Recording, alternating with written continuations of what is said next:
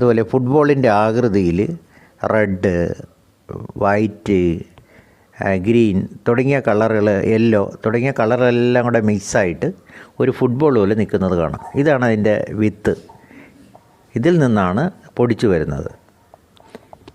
അതായത് ഏപ്രിൽ മാസത്തിന് മുൻപ് വരെ ഇത് മണ്ണിനടിയിൽ ആയിരിക്കും.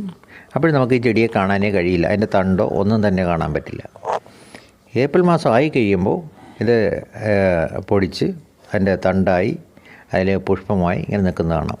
ഇത് പൂത്തതിന് ശേഷം കുറച്ച് നാളുകളായിട്ടുണ്ട്. അതാണ് ഇതിൻ്റെ കളറിൽ ചെറിയ വ്യത്യാസമായിട്ടുള്ളത്. അല്ലെങ്കിൽ നല്ല രസമായിരിക്കും. ഇത് കണ്ടോ, ഇത് പൂത്ത് കുറച്ച് നാൾ കഴിഞ്ഞതാണ്. അതിൻ്റെ പൂവെല്ലാം മങ്ങിക്കഴിഞ്ഞു, അതിൻ്റെ കളറെല്ലാം മങ്ങിപ്പോയി. അപ്പോൾ ഇത് പൂത്തിട്ട് കുറച്ച് നാളേ ആയിട്ടുള്ളൂ. അതുകൊണ്ടാണ് ഇങ്ങനെ നിൽക്കുന്നത്.